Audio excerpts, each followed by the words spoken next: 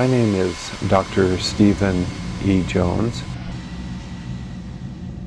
I decided early on that I'd rather stick with science and the facts.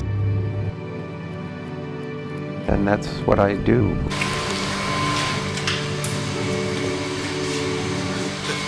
This is the electron microscope system with the EDAX system attached to it, built right in. EDAX allows us to look at chemical elements. We say scientific proof. It's hard to come by in science, but I think we're very close to it.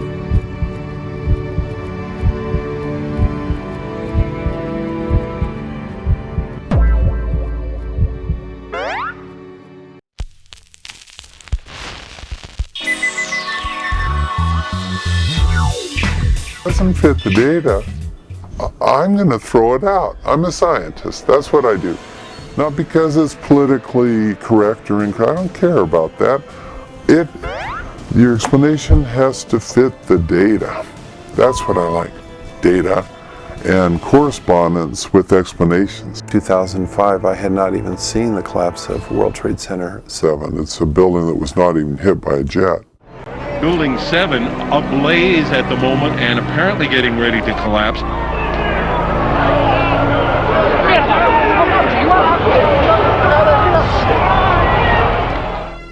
How can this be? That comes straight down completely and onto its footprint.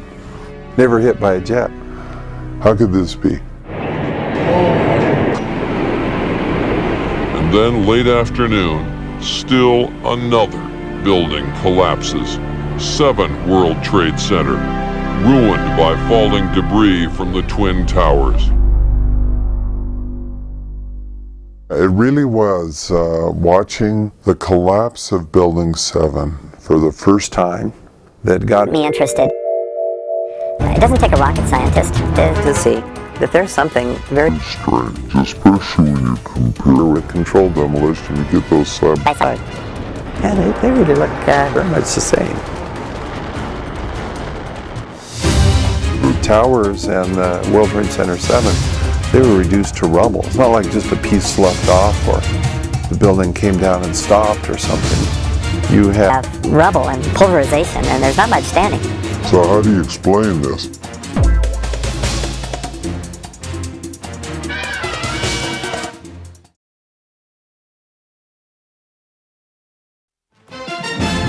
You're watching ABC 4 News at 5, close to home.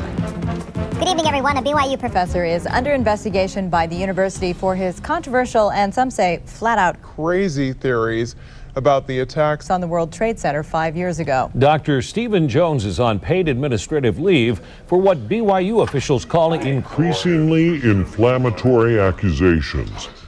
I was put on administrative leave, which indeed was painful. There wasn't much said to me. Brian, why is BYU taking action against his statements? For a couple of reasons, Mark. First, what Jones has said, and second, what the university suspects he has not done with his research. We are concerned about the increasing number of accusatory and speculative comments being made by Dr. Jones regarding the collapse of the World Trade Center. And unfortunately, that did not come through. I am glad that in the physics class that very day when I was informed, I had had an opportunity. As I look back, I just felt like telling the students some of the things of my heart and my broader interest and experience. Not 9/11 particularly, but my sense of love and concern for the students, which is unusual except on maybe the last day of class. Turned out it was my last class. A Brigham Young University professor known for his theory about the 9/11 terror attacks is now leaving the school. The BYU professor suspended for his beliefs about the 9/11 attacks has announced his retirement. In a statement, Dr. Jones said, I am electing to retire so that I can spend more time speaking and conducting research of my choosing. I appreciate the wonderful opportunity I've had to teach and serve and do research at BYU for more than 21 years. It's a very difficult decision. And I'm not even sure it was the best decision, but the way I look at it is the folks at the university have a certain stewardship. And I have a stewardship for pursuing truth scientifically is the primary method, using the scientific method, experiments and analysis. So I wanted to pursue that with regard to 9/11, and I couldn't see why I shouldn't. When I was placed on administrative leave, of course that was very shocking, but I decided that I really wanted to get to the bottom of this, about what happened on 9/11. I wasn't about to give up.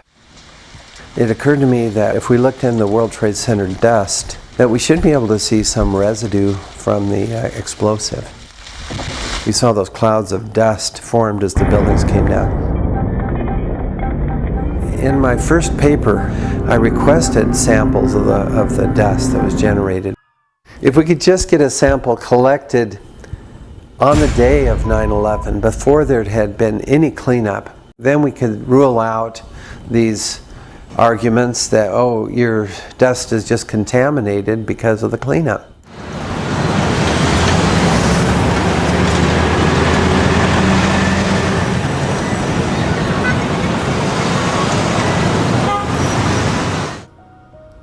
Dr. Stephen Jones is able to collect 4 samples of dust collected that day from Ground Zero, September 11th, 2001. Dust samples, and there's plenty of people. There were plenty of people with dust samples. It was Tom Breidenbach, I remember now, who wrote me, and it would have been an email, and said that he and his friend had saved this sample from the very day 9/11, before noon on that day. You know, I was very excited. I debated about whether or not to volunteer the sample. I didn't really want to maybe even face up to what the sample might show myself. So it took maybe a couple months before I actually sent the sample in. Well, this is pristine. It cannot be contaminated due to cleanup operations, which began much later. Even as the dust was settling and he collected it, he held in his hand the secret of what made those buildings come down. As I looked at the dust, I noticed some spheres. I was not expecting that at all, but some spheres that were just visible to the eye. And then I looked at those with electron microscope using elemental analysis called X-ray energy dispersive spectroscopy. And there we found that there was a lot of iron in these spheres. And I realized that a magnet then could pull these iron-rich spheres out of the dust so we could look at more of them. I remember Dr. Ferrer of BYU and I looked at this sample together. I like to do this in a fume hood just because it's fairly uncluttered. We were able to find very large numbers of these spheres. Some you could see with your naked eye, and more you could see with the optical microscope, and then many, many more you could see with the electron microscope. And many of these are aluminum and iron together in the sphere, a very unusual combination. The only way I've been able to duplicate that particular combination is with thermite.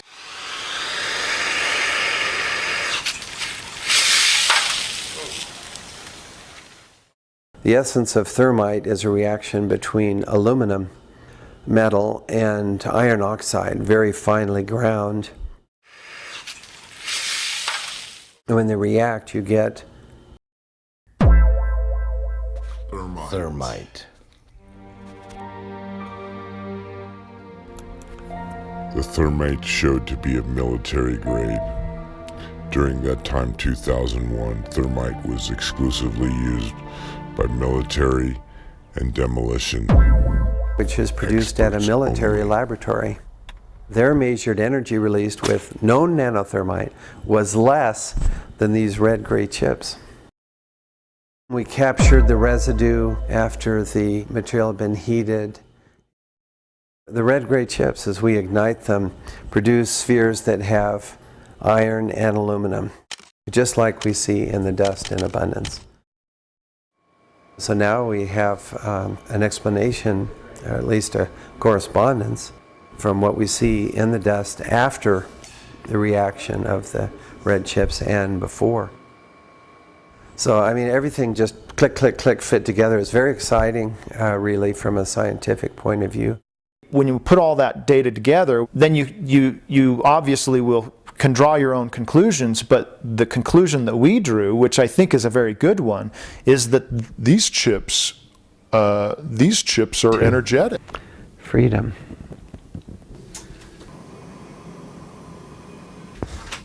I guess that's enough on that.